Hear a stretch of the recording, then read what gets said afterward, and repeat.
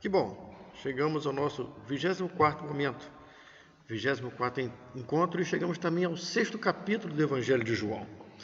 No capítulo anterior nós vimos Jesus em Jerusalém, onde havia acabado de curar um enfermo que jazia há cerca de 38 anos no tanque de Betesda.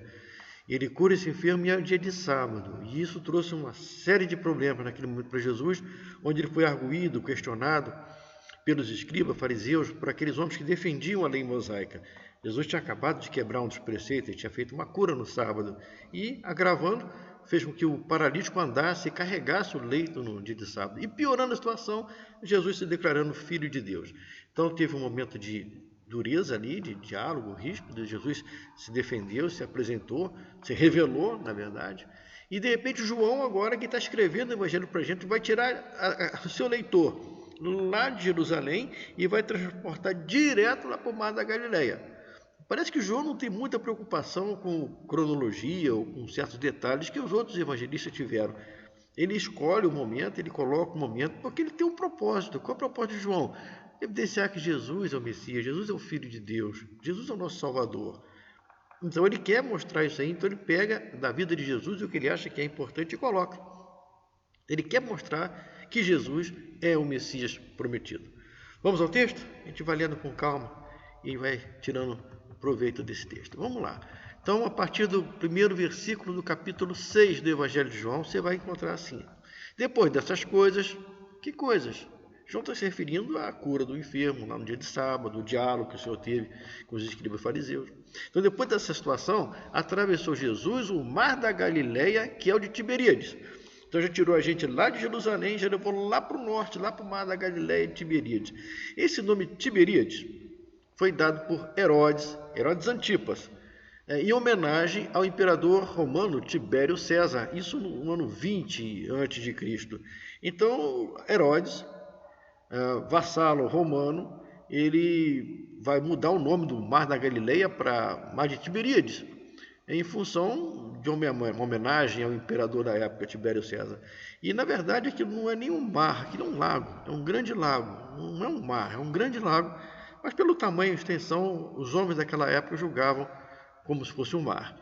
Então, mar da Galileia, mar de Tiberíades, é a mesma coisa, é o mesmo lago, tá? Versículo 2. Seguiam numerosa multidão, porque tinham vistos os sinais que ele fazia na cura dos enfermos. Então, João está falando que uma multidão seguia por aquilo que eles viram. 3. Então subiu Jesus ao monte e assentou-se ali com os seus discípulos. Esse monte, depois do Mar da Galileia, possivelmente sejam o que nós conhecemos hoje como as colinas de Golã. Então, possivelmente Jesus se retirou ali, possivelmente para descansar. Mas a multidão o seguia, porque eles estavam vendo os sinais e maravilhas que Jesus estava fazendo. Eles estavam interessados também em resolver seus outros problemas, seus problemas pessoais. Então eles vão atrás de Jesus. A multidão, ela quer saber de cura e de exorcismo. Nessa época aqui, as curas Jesus estava fazendo milagrosamente, e exorcismo Jesus estava fazendo aqui também milagrosamente. Diga-se de passagem que até Jesus vir, não havia tanto manifestação demoníaca. Começou a aparecer muita manifestação demoníaca quando Jesus veio, confrontou o diabo e começou a ter várias situações que o diabo se levantava contra ele, como o demoniado de Nazareno e outros mais. Então, no ministério de Jesus é que a gente vê o diabo se revoltando e se colocando realmente contra ele. Mas aqui, a multidão quer ver isso, quer ver o Jesus expulsando o demônio, quer ver o Jesus curando, é isso que eles querem ver. Então eles buscavam Jesus como aquela pessoa que tinha um poder sobrenatural de aliviá-los dos seus problemas. Ali tem um homem que pode me aliviar dos meus problemas, então vamos para lá. É um tipo de pessoa, de multidão, que quer apenas aquele socorro imediato. Esse é o meu problema. Agora eu quero me livrar desse problema agora. Eu quero aqui e agora. Mas Jesus, na sua infinita misericórdia, atendia, ouvia e curava a todos que vinham até ele. Olha o versículo 4. Aí João dá uma dica para a gente. Ora, a Páscoa, festa dos judeus, estava próxima. Então já coloca para a gente ter uma ideia que daqui a pouquinho João vai nos levar de volta para Jerusalém. Ele nos tirou de Jerusalém, nos trouxe para o Mar da Galileia, já dando uma dica. Eu já vou levar vocês de volta para lá. Então João vai passar a relatar um dos milagres mais conhecidos de Jesus. Mateus, Marcos e Lucas também vão relatar o mesmo milagre, só que esses três apresentam maior número de detalhes.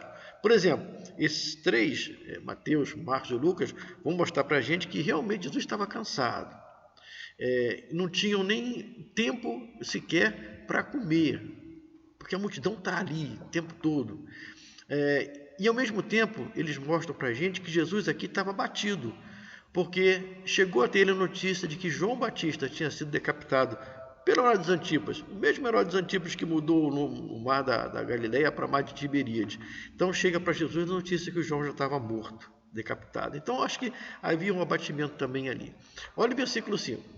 Então Jesus, no versículo 5, erguendo os olhos e vendo a grande multidão que vinha ter com ele, disse a Filipe: onde compraremos pães para lhes dar de comer? Mas Jesus dizia isso para experimentar Filipe, porque Jesus bem sabia o que ele estava para realizar, o que ia acontecer. Olha só, Jesus põe Filipe à prova. Jesus põe Filipe à prova. Significa o seguinte, que Deus nos prova. Deus nos prova. O diabo nos tenta. O diabo nos tenta. Mas Deus nos prova. Nós temos que ter esse discernimento espiritual para perceber quando é que nós estamos sendo provados por Jesus, por Deus, ou tentados pelo diabo. Vamos mais em frente um pouquinho. Versículo 7. Respondeu-lhe Filipe: não lhe bastariam 200 denários de pão para receber cada um o seu pedaço. Então Filipe ainda não conseguia entender, não conseguia ver a messianidade de Jesus. Ele não conseguiu ver ainda que Jesus é Deus. E ele argumentou, como se fosse assim, para socorrer essa multidão que está aqui, nós íamos precisar de pelo menos 200 denários em nossa carteira. Seria como algo em torno de 8 meses de salário naquela época. Teria que ter 200 denários para a gente poder comprar pão para atender todo mundo. E nós não temos esse dinheiro. E mesmo se nós tivéssemos esse dinheiro, nós não temos onde comprar. Nós estamos aqui na colina de Golã, no meio de um deserto. Não tem nem onde comprar esse pão. Filipe só via a limitação humana e não via a messianidade, a divindade de Jesus. E está com os olhos ainda na terra, está vendo as limitações humanas. Versículo 8. Um de seus discípulos, chamado André, irmão de Simão Pedro, informou a Jesus: aí está o rapaz que tem 5 pães de cevada e 2 peixinhos. Mas isto que é para tanta gente? Então agora se levanta André com outro argumento. Tem um jovem que traz consigo 5 pães de cevada. Pães de cevada não é nem pão de trigo. O pão de cevada nessa época era o pão dos pobres. Os ricos comiam o pão feito com trigo e os mais carentes comiam pão de cevada. Então esse menino era uma pessoa carente, pão de cevada. E ele tinha 2 peixinhos. Peixinhos mesmo, a palavra usada no grego original é peixinhos, pequenininhos, peixes pequenos. Pode-se acreditar que teria sido, de repente, do tamanho de uma sardinha. E o modo de preparo naquela época seria o convencional: limpa o peixe, tira as espinhas, salga, deixa ao sol e ele estaria pronto para consumo. Então, eu sei que esses 2 peixinhos que estavam com ele, poderia ser um peixinho já salgado, ou poderia já ser um peixe pronto para o consumo. O importante é que seria um peixe que poderia colocar no pão e comer. Essa é a ideia. Muito bem. Então ele tem 5 pães, 2 peixinhos de cevada. Mas André, que mostrou esse menino com esse recurso, ele mesmo alegou: que é isso frente a tanta gente? Não vai adiantar nada esses pouquinho aqui. Olha só, para Filipe, o problema era a falta de dinheiro. Então Filipe via na solução do problema o dinheiro. E para André, o problema era poucos recursos. Eu até tenho alguma coisa, mas não é o suficiente. Até dá para fazer alguma coisa, mas não é o suficiente. E o milagre acontece quando um homem decreta a sua falência, decreta a sua total incompetência. Quando o homem chega naquele estado e fala: eu não tenho mais nada como socorrer ou resolver o problema, e se entrega ao Senhor Jesus, é aí que o milagre vai acontecer. Voltamos para o texto, verso 10. Disse Jesus: fazei o povo assentar-se, pois havia naquele lugar muita relva.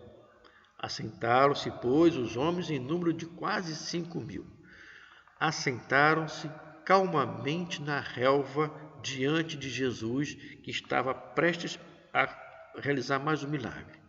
Assentaram-se calmamente, com ordem e decência, sem gritaria, sem agitação, sem invencionice, sem nada disso. Simplesmente sentaram-se calmamente na relva aos pés do Senhor para que o milagre acontecesse. Cuidado, tem uma informação importante aqui, uma informação bastante importante aqui para nós. Versículo 11. Então Jesus tomou os pães, tendo dado graças, distribuiu entre eles e também igualmente os peixinhos a quanto queriam. Podem comer à vontade. Aí Jesus opera o milagre. Os pães, os peixes se multiplicam, porque ele deu graças, ele distribuiu, o milagre aconteceu. Então, assim como Deus alimentou o seu povo no deserto com o maná, Jesus está alimentando agora a quem o segue com o pão da vida. Até hoje, ele está te oferecendo esse pão. Basta você aceitar, e ele te dará o pão da vida. Todos ali naquele momento vão comer, e vão comer muito, vão comer até se fartar, vão comer até não aguentar mais. O pouco que aquele menino tinha, o pouco que nós temos na mão de Jesus é suficiente para matar a fome de uma multidão. Pouco nas nossas mãos vai ser sempre pouco, mas os poucos recursos nas mãos do Senhor, ele faz milagre. A nossa pouca fé, se você colocar essa pouca fé na mão do Senhor, ele também fará milagres. Vamos ao versículo 12. E quando já estavam fartos, disse Jesus aos seus discípulos: recolhei os pedaços que sobraram para que nada se perca. Não pode haver desperdício. Não é para desperdiçar.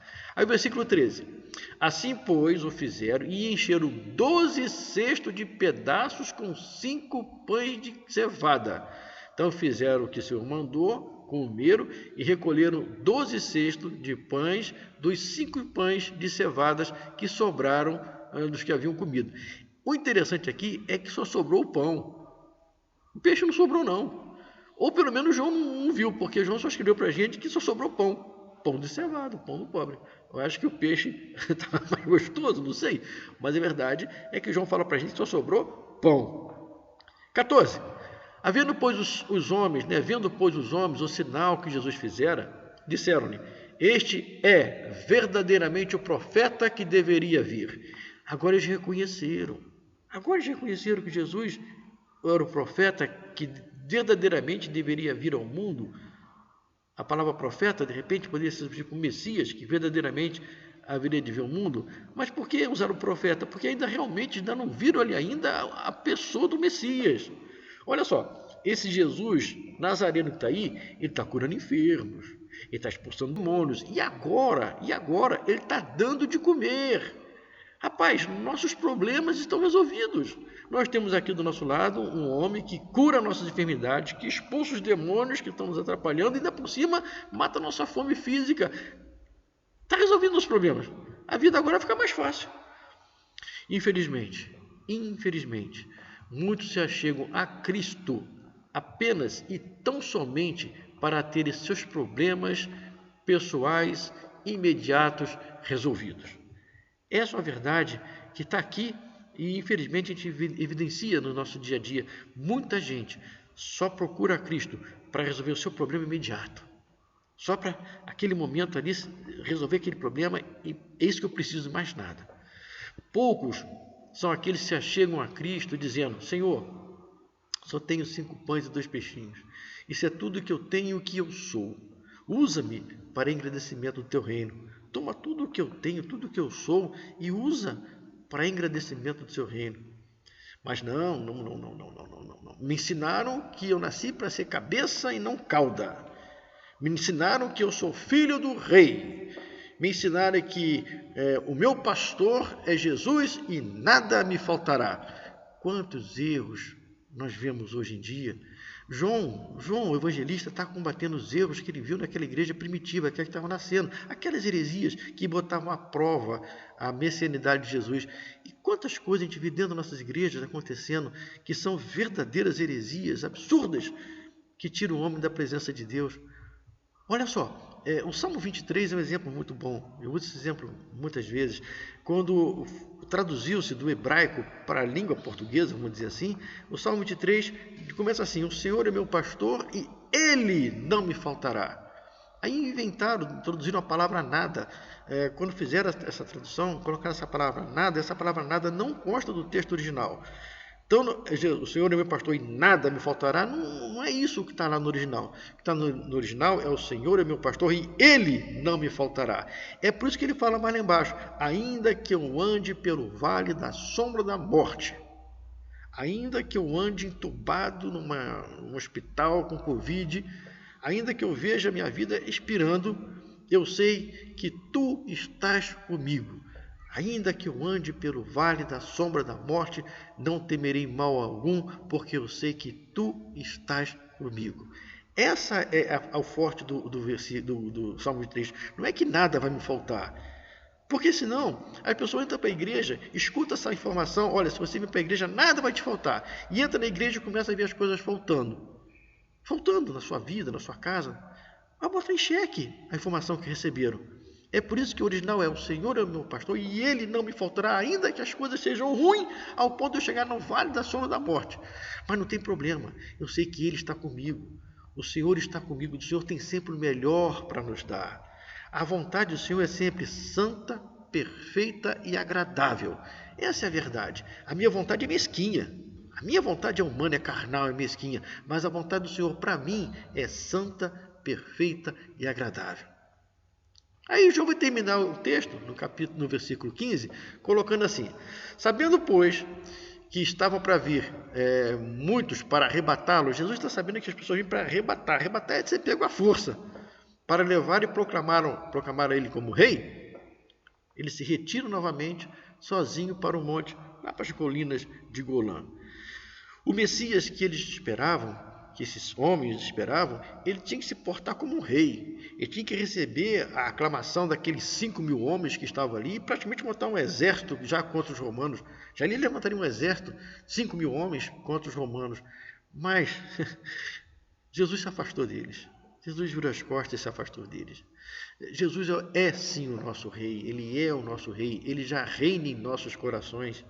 E ele está sentado agora à direita de Deus Pai, de onde há de vir para julgar vivos e mortos. Ele é o nosso rei, ele é o nosso rei esperado, o rei que nós amamos, que esperamos um dia poder contemplá-lo. Paramos por aqui e daqui a pouco nós retornaremos ao capítulo 6, se o Senhor assim nos permitir. Fiquem todos com Deus, até breve.